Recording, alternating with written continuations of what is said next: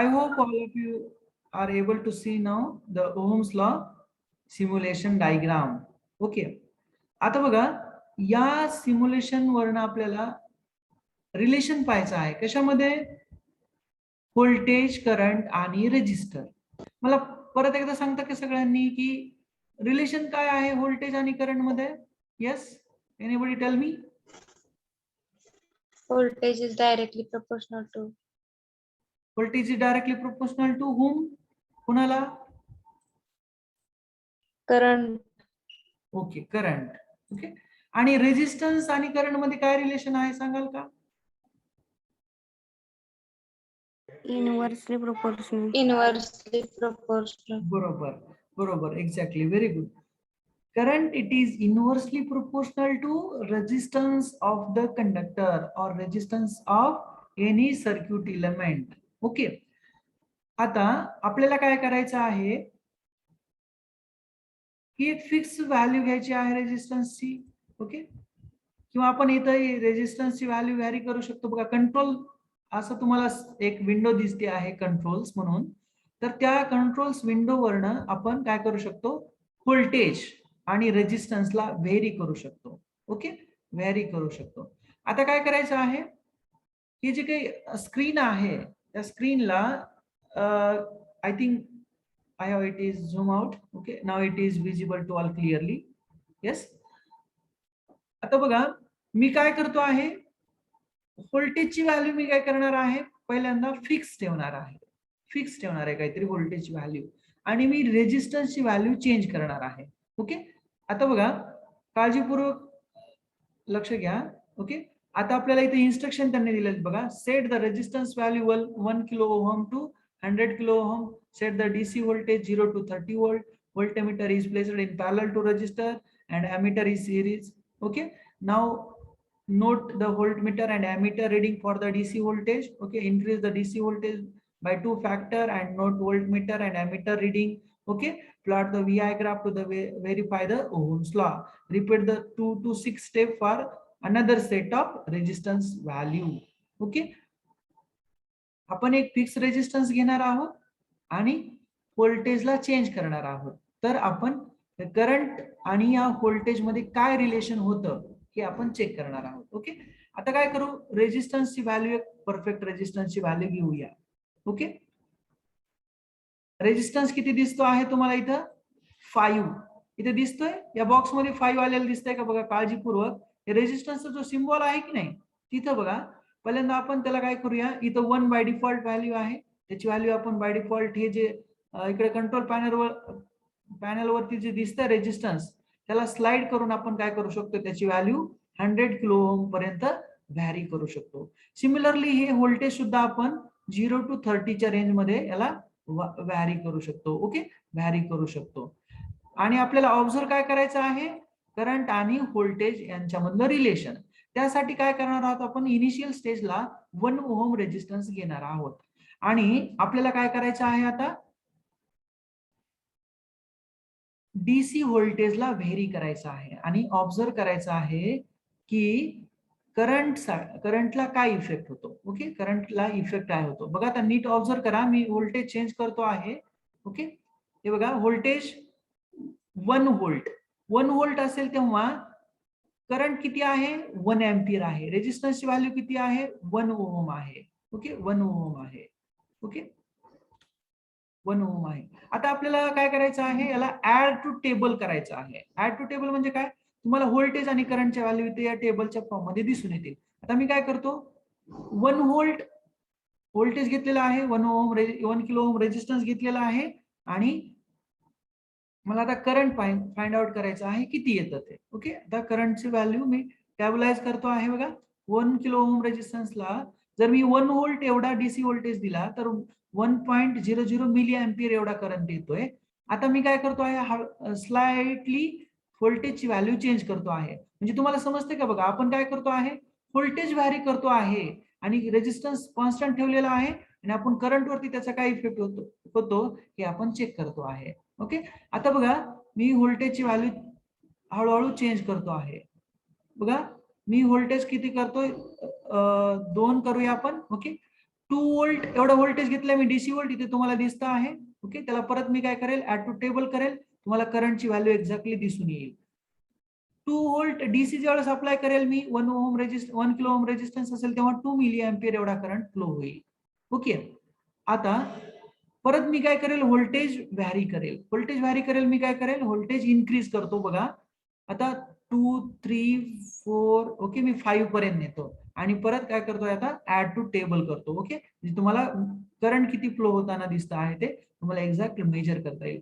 तुम्ही पाहत असाल तर बघा, ॲमीटर आणि व्होल्टमीटरचा जो पॉइंटर आहे तो चेंज होताना दिसतो आहे. ओके, आता मी ऍड टू टेबल करणार आहे. 5 व्होल्ट डीसी ला किती करंट येतं ते चेक करणार आहोत आपण. ओके, दिसतंय तुम्हाला 3 रिडिंग घेतल्या आपण, 1 व्होल्टला, 2 व्होल्टला, 5 व्होल्टला. ओके, आता आपण एक चौथी रिडिंग घेऊया. व्होल्टेज मी स्लाइटली इन्क्रीज करतो बघा, 8 व्होल्ट. 8 व्होल्ट परत 8 व्होल्टला मी ऑब्झर्व करेल की करंट किती येत आहे. ओके, करंट किती येत आहे, 8 milliampere, 8.00 milliampere. Okay, 8.00 milliampere. परत मी काय करेल, थोडस स्लाइटली आणखी व्होल्टेज वाढवतो. ओके, आता व्होल्टेज मी करेल सपोज 14 किंवा 15 व्होल्ट करूया. ओके, त्याला मी परत ऍड टेबल करेल, तुम्हाला करंट किती येताना दिसत आहे, 15 मिली अँपिअर. ओके, कधी हे 1 ओम रेजिस्टन्स असेल तर. मग आपण काय करूया, आता याचा ग्राफ काढूया. म्हणून मी प्लॉट या आयकॉन वरती क्लिक करतो आणि तुम्हाला ग्राफ दाखवतो.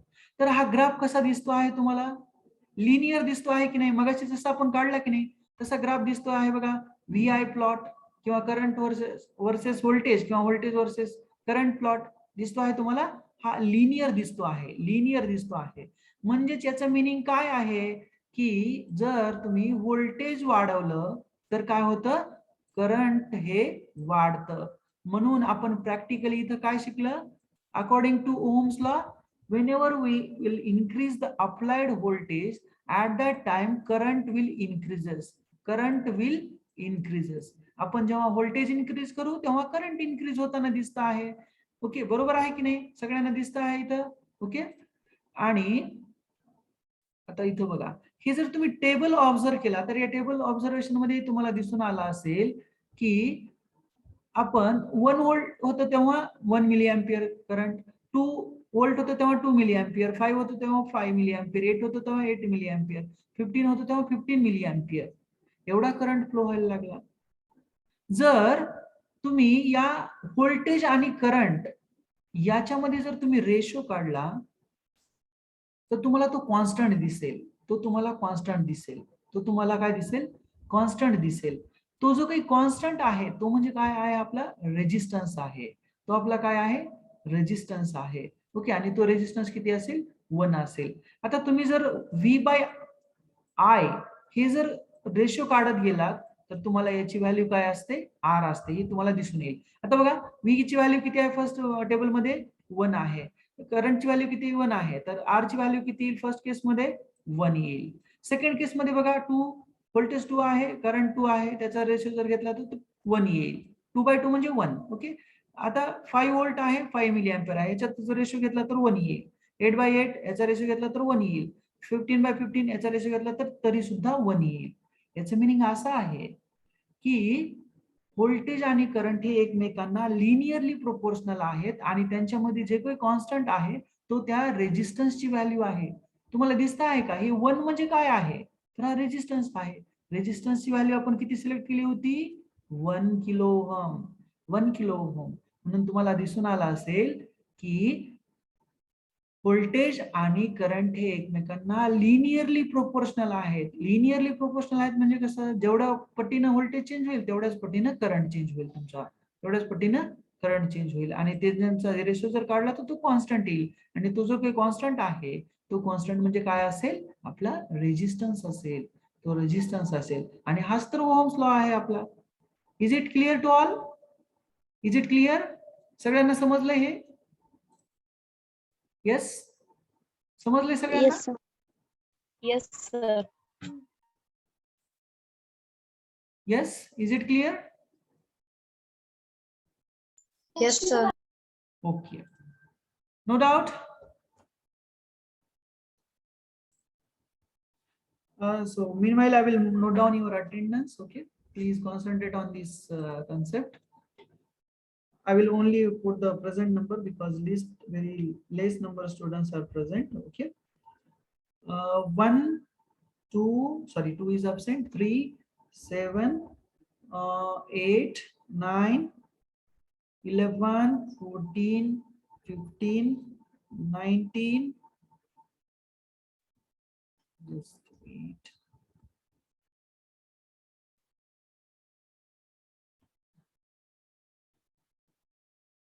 19, 20, 50, sorry, 23, okay, 52, and 56. Okay, only 14 students. What does it mean? Okay, समजलंय सगळ्यांना? Yes. Yes, sir. आता आपण काय करणार आहोत? व्होल्टेजला कॉन्स्टंट ठेवूया. ओके, आणि रेजिस्टन्सला व्हॅरी करूया. मग तुम्हाला समजेल की एखाद्या सर्किट एलिमेंटचा रेजिस्टन्स इन्क्रीज झाला तर करंट वरती त्याचा काय इफेक्ट होतो हे आपण चेक करूया आता. ओके, सगळ्यांना क्लिअर आहे हा part? Yes, is it clear? Yes, sir. Okay, thank you. Now we will going to clear this plot and all things. Okay, I have cleared that. Okay, now I will reset the value of resistance. I will take the fixed value of DC voltage. Okay, first of all I have cleared all that things. Okay, see over here. Okay, आता आपण काय पाहणार आहोत? Current आणि या resistance मध्ये काय relationship आहे. ओके, आपण काय करणार आहोत? व्होल्टेज कॉन्स्टंट ठेवणार आहोत. कारण आपण काय म्हणतो आहे मगाशी, according to Ohm's law current flowing through the any circuit element is inversely proportional to resistance. म्हणजे रेजिस्टन्स इन्क्रीज झाला तर करंट डिक्रीज होतं आणि रेजिस्टन्स डिक्रीज झाला तर करंट इन्क्रीज होतं. हे इनव्हर्सली प्रोपोर्शनॅलिटीचं मिनिंग आहे. तेच आपण आता व्हेरीफाय करणार आहोत. ओके, तर आपण काय करणार आहोत बघा, फिक्स व्होल्टेज घेणार आहोत. आपण सपोज किती घेऊया? 10 व्होल्ट डीसी घेऊया. ओके, 10 व्होल्ट डीसी घेऊया. आता फर्स्ट केस मध्ये आपण रेजिस्टन्सची व्हॅल्यू 1 पासून सुरू करणार आहोत. ओके, 1 किलो ओम मी रेजिस्टन्स घेतला. आता मी काय करेल? चेक करेल काय की करंटची व्हॅल्यू किती आहे. ओके, करंट किती आहे? 10 मिली एम्पियर. व्होल्टेज तर सेम ठेवणार आहोत आपण. आता नेक्स्ट केस मध्ये मी काय करतो आहे बघा, रेजिस्टन्सची व्हॅल्यू व्हॅरी करतो मी आता. ओके, ऑब्झर्व करा. ओके, रेजिस्टन्स मी किती करतो आता? 5 ओहम करतो. ओके, 5 किलो ओहम करतो मी रेजिस्टन्स. ओके, म्हणजे आपल्याला व्यवस्थित प्लॉट करता येईल. ओके, आता बघा मी ऍड टू टेबल करतो. ओके, मी व्होल्टेजला काही हात लावला का नाही? व्होल्टेज कॉन्स्टंट ठेवलं. आता मला करंट चेक करायचंय. करंट किती येतं?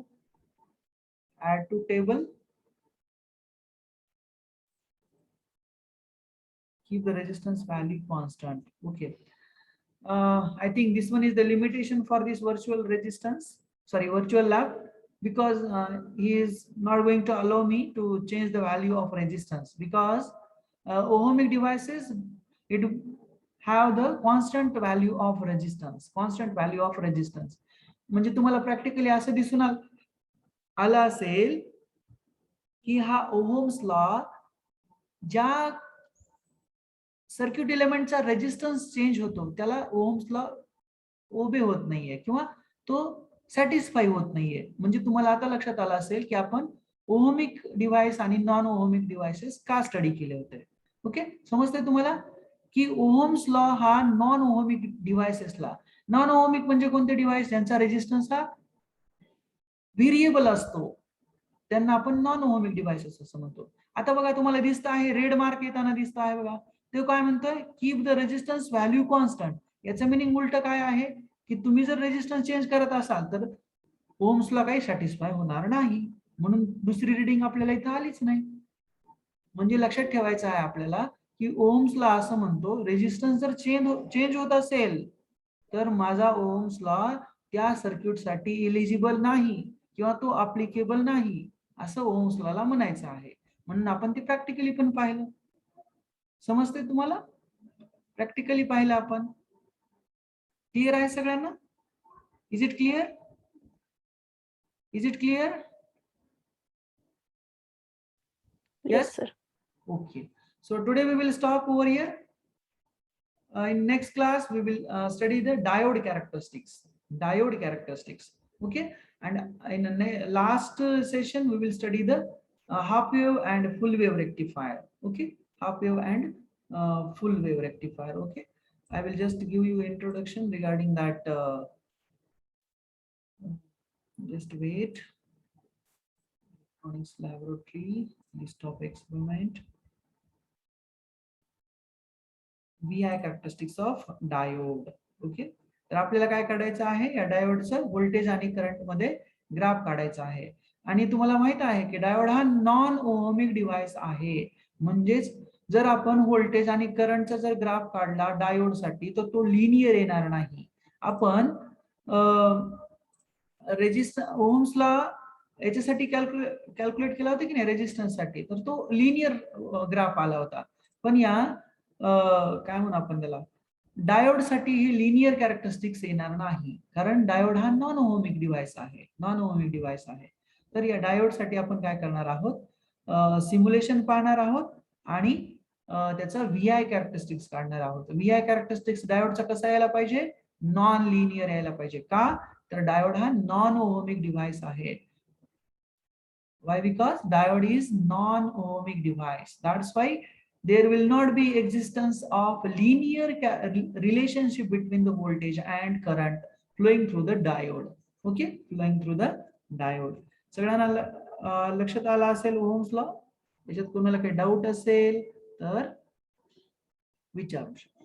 ओके, विचारायचंय कोणाला काही?